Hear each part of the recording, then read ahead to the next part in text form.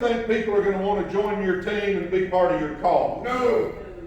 No, I don't think so, guys. You got to get some high energy about you. You know, I'll tell you this. Sometimes I'll be sitting in a restaurant where I can't really talk loud, and I'll get a call from one of my associates, and I'll look at it and I'll answer it and then run to get where I can get outside where I can put some energy in my voice. Because I don't want to be whispering. I don't want to be acting like I'm you know, in the library or something. I want them to feel the energy when they're talking to me. If they're down, I want to be bringing them up. I believe we have got to have the culture of high energy. Now, your energy level may not be like mine. You don't have to be a coach and your veins start bulging and all that. I'm not saying that, but I'm telling you what, guys, we have got to have some energy about our business, about our life. And I'm telling you, I don't care if it's Kynect or not, you need to have energy in your life, guys. This is the only life we've got. We need to be putting a little energy in it and acting like we're halfway enjoying this thing, huh? Because we don't get do-overs in this thing. Come on, that's good. You know, I just saw his big old cowboy hat sticking up in the back. Was he not amazing tonight? Yeah. Give it up for Randy Hedge.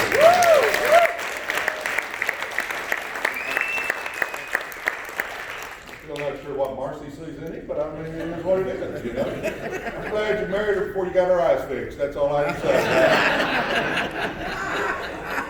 That's a good one. Residual, baby, residual. Y'all all know what a lava lamp looks like? Yes. One of those lava lamps. I'm a pet. 80s kid right here. Does Randy not remind you a lot of a lava lamp? Not very bright, but a lot of fun to look at. You know, Randy is from the part of the country where front teeth are optional, where your home's mobile and the 4 cars in the front yard ain't. As Randy says, we're men are men and so are half the women. Give it up one more time, Mr. Randy. I've heard him so many times, I felt like I need to give me a cowboy hat one day and come in and do his spiel. I mean, I think I probably could. All right, guys, we got to have some energy. Number 2, we got to have some fun. I like to have fun. I mean, I'm a fun-loving guy. You know, after the meeting's over, if I can, I'll take my group out to eat. I won't pay for it, but I'll tell them we'll go. You know, but my group's the whole room basically. I can't really do that all the time, huh? But if you don't have time to go eat or something, get your group in the corner, high five with them, talk about something fun, talk about what they're doing. I mean, guys, we've got to make this business fun. People go to a dead-end job every day.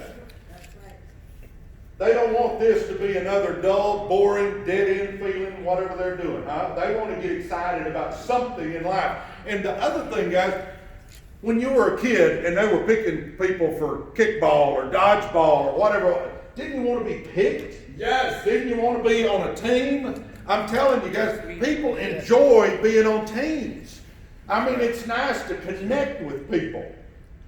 I didn't even mean to do that, and I did. Connect, huh? I mean, it's nice for us to be part of that group. I mean, I even like to be involved. I want to be part of something. Right. We all have that inside us that we want to belong to something. This is what we belong to.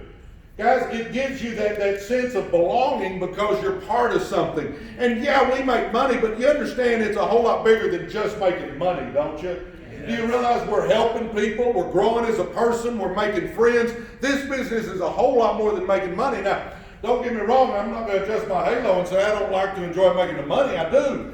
But if you were just making money and you weren't helping people, if you were making money and you weren't making friends, if you were making money and you weren't growing as a person, it wouldn't be near the fun, is it? It wouldn't give you that satisfying feeling. Because now, I'm telling you right now, I get more pumped up when somebody promotes than I did when I promoted. I feel like I've helped somebody reach their goals and dreams in life. It's fun to be able to make money and help other people reach their goals. It's like Zig Ziglar used to say, he'd say, help enough other people get what they want out of life and you can have anything you want out of life.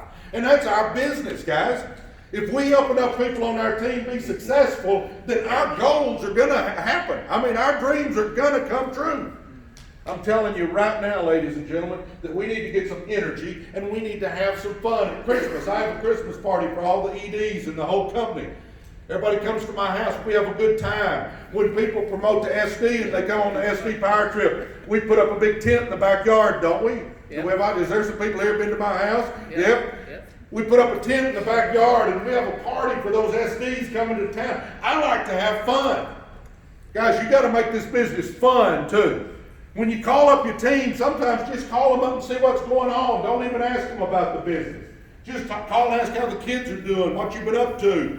Guys, we've got to make this fun for our team. And if we'll get some energy going and we'll start having a little bit of fun every once in a while, and fun doesn't have to cost much. You can go to a Mexican joint and eat chips and drink water. You don't even have to order, huh? Or you can have a deal, when the weather's nice, have a deal at the park and just have a covered dish deal. Come on, everybody bring a dish and we're going to have some fun. Or maybe go bowl a game or two with your team. Just anything to have some fun and to pull that camaraderie together, guys.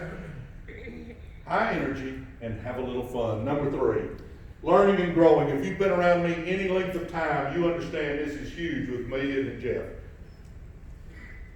It is huge with me. Because if I hadn't have developed the culture of learning and growing, I wouldn't be standing here today. A lot of you guys have heard me talk about Manny, my cousin. I've got a whole family that everybody's pretty much just a bunch of rednecks, good people, but just rednecks. They don't have much motivation. I mean, I love them. They're my rednecks, but I have one cousin named Manny that graduated, and he's the guy that made it and he was successful. He's the guy I look up to. He's the guy that showed me somebody from my family that I could be a success. And I remember going to Manny and said, I want to be like you, Manny. And Manny looked at me and he said, Presley, if you want more, you've got to become more. He said, you don't chase success, you attract success by the person you become. When he told me that was one of the life-changing events in my life. It changed me because I realized then that it was about me and that I could control me. And I started trying to learn and grow and do all that sort of stuff, and it has helped me become the person I am now. I talk about that all the time, but you have got to start growing. Now, understand, I'm not saying don't work the business until you feel like you've grown. No. You start working the business and it's on the job training. You just working the business growing as you go, but here's what we need to be doing. How about reading just a little bit? I'm a slow reader, but you know what I've done? I've got audiobooks on my phone now. Where when I'm driving, when I'm working out, when I'm mowing the yard, when I'm doing anything I'm doing, I put my headphones on. I got my headphones with me now. When I was on the plane, I'm listening to books and I'm growing as a person. You know what else? Instead of watching that time-wasting electronic income reducer, which some people call a television, my theory on that deal is, I don't want to watch millionaires having fun on that TV. I want to be a millionaire having fun. And we're not going to become a millionaire having fun if we're spending 6 hours a day watching it like the national average is. Right. Ladies and gentlemen, instead of doing that, why don't we do something like, how about something like getting our computer out and watch some YouTube videos on Zig Ziglar or Stephen Covey or John Maxwell or Les Brown or Joyce Myers, or how about some of those personal growth giants, instead of watching that crap on TV, why don't we start putting some good stuff in our mind? Right. I'm telling you, that's huge. The other thing, everybody in this room, everybody in here, winners, and everybody in here knows losers. Absolutely, we all do, don't we? Yes, we do. We need to quit spending as much time with those losers in our life and start spending more time with the winners. If we're spending time with the people that are going somewhere, they see the glass half full, they're motivated, they may not be there yet, but they're on the road to success anyway. Those are the people we need to be spending our time with, because get this, it doesn't matter which group we run with, it's going to rub off on us. And I tell you what, I want the group that's going somewhere with their life to be rubbing off on me. I grew up in the hood. I grew up in the ghettos in southeast Dallas. And I tell you what, I saw a bunch of stuff. I saw drugs all the time. The street I grew up on was a street called Dunlap. There were 2 murders and a rape within 7 houses, and they confiscated 500 pounds of marijuana across the street from us. I saw all that stuff, guys. You know what? My best friend back in high school was a guy named Corky. If Corky walked in that door today, I'd go over there, I'd hug his neck, tell him I loved him. But I can't spend time with him. Right. Because, see, he's going a different path than I'm going. I can't spend my time with him or it's going to get me off my path and put me on his path. And that's what you've got to understand. If you're wanting to accomplish something with your life, if you're wanting to do great mighty things with your life, You got to get with people that are going somewhere in their lives and quit running with the losers in your life. That's good. So if we'll read a little bit, if we'll watch some YouTube of some personal growth giants, and if we'll start running with winners, people that we know are going somewhere, you watch the difference it makes in your life. You've got to have that culture of learning and growing, and you need to develop that culture on your team, guys. Have a book of the month club or something, and let's get into growing as a person. Because when I was in college, I didn't have that. I had to get me out, how can I get out of here the fastest? You know, that was all I was interested in. But now my attitude's a whole lot different because I realize my success depends on me growing as a person. And I'm going to tell you what, your success depends on you growing as a person too. Number 3, culture of learning and growing. Culture number 4, how about a culture of recognition? When somebody does something good on your team, do you high five them? Do you call them? Do you let everybody know that person got some customers? You know, that person showed the plan a few times. You know, here's what you need to understand about this. You need to recognize the activity that you want your team doing. Because if you high five them and talk about it, somebody else is watching that and they're thinking, hey, I want somebody high fiving me, so I need to go get a couple of customers. Whatever you're wanting your team to do, recognize that activity. You know, if I'm on the phone doing a conference call and we're wanting people to show the plan, which is what should happen. If I know Billy Bob has shown 3 plans in the last 2 days, I go, hey man, big congratulations to Billy Bob. He's shown that plan 3 times since yesterday. I mean, I talk about the stuff I want my team doing. And you've got to recognize those people. And you know, when somebody gets a customer, one little old customer, you make the biggest deal out of it because you don't know. That might be what motivates them into moving farther down the line. Even in your mind, you might be thinking, oh crap, they just got 1 customer. They should have 10 by now. We may be thinking that, but you know what? We're not going to let on like that to the person. We're going to be high-fiving them, telling them what a great job they did. Because again, you don't know if that will motivate them to go down, but they may be the next executive director in your team. You just never know what's going to be that defining moment with them, and just doing something little and getting some recognition out of it may be what turns them on, guys. You just never know. Number 5, a culture of personally sponsoring and recruiting. Randy said it. He says it better than anybody. Personally sponsoring will fix any problem you got on your networking team. It'll fix any problem you got. Here's what usually happens to us. We go out and we'll sponsor a few people. That team gets to going. And then all of a sudden, instead of us continuing to personally sponsor people, we slide into what I call management mode. We start managing the team. And then believe it or not, this is a monkey see, monkey do business. So say you're an ED and you're in management mode and you're not sponsoring anymore. Well, then your senior directors, they want to be like you. So you know what they start doing? They start managing too, and all of a sudden, they're in management mode. But then all their managing directors want to be like them. So now all the managing directors, they just kind of slide into management mode. Do you see where that's going, guys? Yes. You're the leader. See, the leader of the pack is going to be the leader. I mean, the leader of the pack is going to be the leader. I mean, it's going to determine the speed of that pack. I mean, it's all about the leader. I don't care if you got 1 person on your team or 10 or 10,000. You're the leader of that team. You've got to be doing what you want your team to do. And I'm telling you right now, if you want to make some serious money, and like Randy said, I certainly can't guarantee anybody anything. I can't even guarantee you're going to wake up tomorrow. But I'm going to tell you right now, if you want to make some serious money, it's about building, and that means it's about showing the plan. Guys, you've got to understand, you've got to show the plan if you're wanting to make some money. And that's the part that means get out of your comfort zone. You heard when our leaders were up here, it was get out of your comfort zone. Understand this, people all the time come up and ask, how have you made that money, Presley?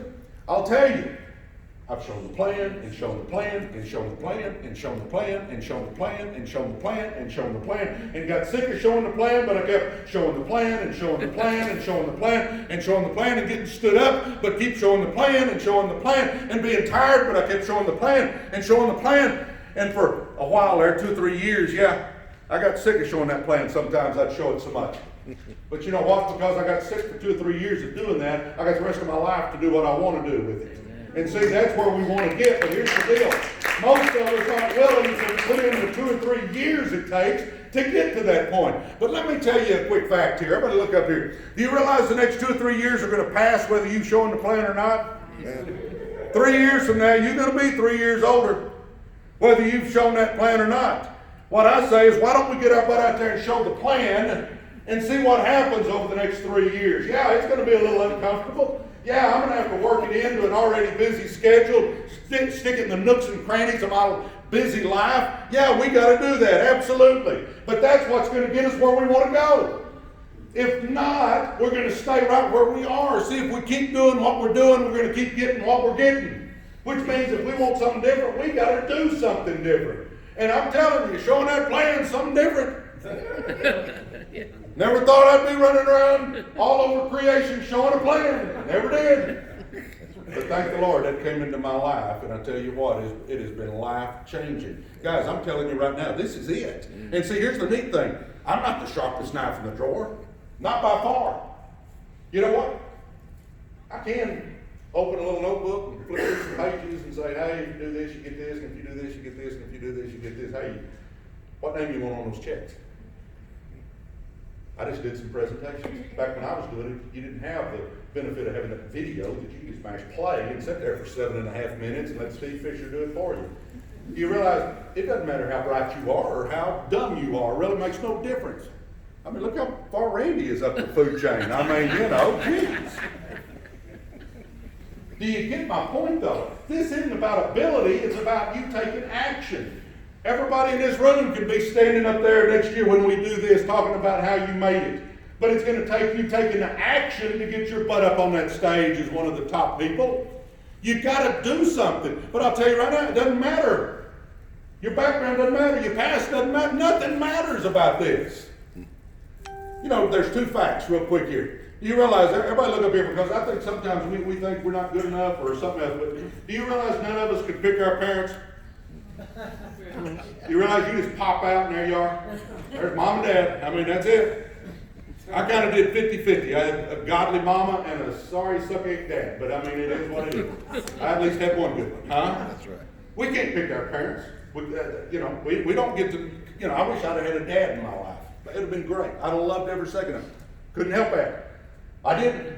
But it is what it is. You know what it made me do? It made me become the best dad I could possibly be, because I sure didn't want to be like that sucker. Guys, we can't help where we come from. That's right. None of us.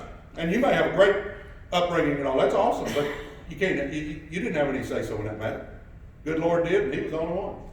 Guys, the other thing is, do you realize everybody in this room's got some dirty laundry? Everybody in this room has done a few things in their life where they look back and go, what was I thinking? What was I thinking? Chances are we weren't thinking, but anyway. I told somebody the other day, I had so many skeletons hanging in my closet, I could barely fit my clothes in there. Huh? My point being, guys, we can't pick how we get here or where we live or any of that stuff. None of us can. We can't go back and change that. We've made some mistakes, so be it. Hopefully we learn from them, but do you realize you just learn from them and you keep moving forward? None of us in this room can go back and make a new beginning, but everybody in this room can start now and make a different ending. And that should be the goal of everybody in here, is to make the ending that you want. See, the next chapter in your life, this 2020, this next decade, those pages are blank, guys. There's nothing on those pages about your life. How do you want it to be when we talk next year at this time, or when we talk in 2030 at this time? What do you want those pages to say? See, I challenge you to do that, and it'll start with you growing as a person. We've got to understand it. Quit wasting time watching that time-wasting electronic income producer, and let's put something in our mind that's good. All right, number 6, culture of promoting. You know, we want to teach everybody to promote. I mean, absolutely. But let me give you my word of warning on promoting. I've seen people do this. They promote themselves up and they become an ED. And they've got nothing but a house of cards behind them because they didn't put any effort into it. They were signing the goldfish, the dog, and the pet hamster up just to get up there. See, my theory on that always was, I want the best director leg, the best regional director leg, the best managing director leg, best senior director leg, best executive director leg, best national director leg that anybody ever had. Because I don't care about the title near as much as I care about the check. Do you realize you can scoot all the way up that ladder and become whatever But if you ain't got a team behind you, your check looks about like this. So I'm telling you right now, yeah, we want to all get promoted, and I challenge you to all get to the next rank as fast as you can. But I'm just telling you right now, make sure you build a team that's paying. Make sure you put good people in that get good customers. Because bad customers don't help me, you, or the company. Everybody understand that? Yeah. We've got to understand, we need good quality customers. That's why we only need a handful. See, we got to get to this point. We got to understand, we're not selling the hamburger, we're selling the franchise. Yeah. That's what we're selling here. Now, if they don't want to be a franchise, we'll sell them a burger, but I tell you what, our first thing should be, we should try to be selling them the franchise. We should be trying to get business partners. If they don't want to be your business partner, that's fine, tell them fine, be my customer. All right, we got to promote. It's number 7, a culture of attending events. I'm kind of like preaching to the choir, Pastor. I'm preaching to the choir because y'all are here at the event. But I'm going to tell you what, here's what we need to understand. You need to be at everything that you can get to. And I understand sometimes it's not convenient. It wasn't convenient for me to come 1,500 miles to be here tonight. I'll be honest, that wasn't real convenient. But sometimes you do what you need to do. You know, discipline is doing what you're supposed to do when you're supposed to do it. I'm telling you right now, every meeting, unless there is something mega important going on in your life, you need to be at every meeting. You need to be at all the Super Saturdays. You need to be at a Connection coming up. Guys, I'm telling you right now, Connection's the biggest event we have. Number 1, it's going to be, Randy says it. What do you say, Randy? It's a combination of a revival, a rock concert, and a family reunion. That's what Connection is. When you leave here tonight, you need to go sign up for Connection if you haven't. You got about 2.5 months to figure out how to pay for it. But I tell you what, get some people and carpool down. Get one room and a bunch of sleeping bags and have 10 people in a room. Eat at McDonald's. I mean, off the dollar menu. It doesn't really matter. You got to be there. I can tell you where I was sitting when I saw people walking across the stage and me going, I want to be up there. It was moving to me. And I remember thinking, I want to be up there. I don't want to be down here. I want to be up there. If you ask most people in this business, most of the leaders that are making the money, there was a big event like a Connection where it just hit. And it's where they made the decision that they're going to go to the top. I'm challenging you right now, when you get home tonight, you sign up for Connection, guys. We'll figure out how to get you there, but you need to be signed up. You need to show up. I'll put it this way. I don't know of one person making significant money that doesn't come to that stuff. To me, that's all I need to hear. All right, and then number 8, the culture of being focused. Here's my last point, and this is the one that if you've been tuned out, tune back in for about 3 minutes. And I'm hungry, so I'm going to finish up here pretty quick. Okay? What are we going to do? Right across the street, what is that, Miller Ale House? Miller's Ale House. Miller's Ale House, she says, across the street. Very good. That's pretty good. You've been there. The pastor, yeah, I've been there. That's right, I have. The pastor's agreeing with it. So Yeah, it's it's a pretty good strong. place. Okay, number 8. Everybody look at me. Here's the part that common people like us, and guys, I grew up as blue collar as you could be. We lived in a little old 600 square foot house. Like I said, it was falling down in the ghettos. I mean, no dad. My mom worked in a sewing factory. We weren't sitting around talking about stocks and bonds and the next great investment. We weren't talking about that stuff. We were hoping we had food the next day. That was kind of our topic of conversation most of the time. Us common people, we've got to change the way we think. That is the key. See, we got to get rid of that victim mentality that, you know, well, I was just born to a poor family, so I'm just destined to be poor. No, this is America. It ain't the caste system. We can be, do, and have anything we set our mind to, guys. And that's what we've got to understand is we're not locked into whatever slot we think we're locked into. No, you're not. We can do more, but here's what it takes. We're so used to going to that job and just doing our little deal, and we don't have to really worry, I'll try to do enough not to get fired, I don't try to look good enough. And when the boss comes out the door, I'll really get busy. And, we have that mental attitude most of the time. And what we don't realize, that starts rubbing off into other areas of our lives. See, should be doing more. Whatever you get paid for, you should do more than you get paid for, and then one day you'll get paid for more than you do. And that's really what this business is all about. But you've got to get your focus on it. When people say, oh, that's a cult. No, we're not a cult. No, we're not. You know, people will make fun of you for getting focused in some one thing. I mean, they'll kind of make fun of you. Everybody look up here. Do you think that Bill Gates got focused on Microsoft? Yeah, I would dare say it. How about Jeff Bezos with Amazon? Yes. I'm guessing he got focused. How about Mary Kay with cosmetics? You think Mary Kay got focused with her cosmetics? Here's what we've got to understand. Everybody that has accomplished something great in their life has got focused about it. Come on. Now, here's the other thing I'll tell you. Guys, most people, they really don't want you to be successful. That's true. Now, there's a few people in our lives that really love us that want us to be successful. True. But I tell you what, I promise you, your brother-in-law that you showed the plan to, and he said, no, he does not want you to be successful because it makes him look real bad. Think that through. You got to understand that we have got to get focused, and we have got to quit worrying about what everybody else thinks, because I'll say it one more time. Your mama and a few other people in your life really love you and care about you. That's about it. I wish it was different, but that is really about it. We've got to quit worrying about what all these people think. We've got to understand that if we want to change our lives, if we want to set the example, that we have got to focus on this. And it's not a 40-hour-a-week job or a 50-hour-a-week job, but what it is you got to figure out how much time you can steal away from your busy schedule, and you got to do it every day. Every day you got to do something for this business. And you've got to do all this stuff that I've talked about right there. Because, again, if we want to change our lives, we've got to do something different. But you can. That's what's exciting. Guys, everybody in here, you got greatness inside you.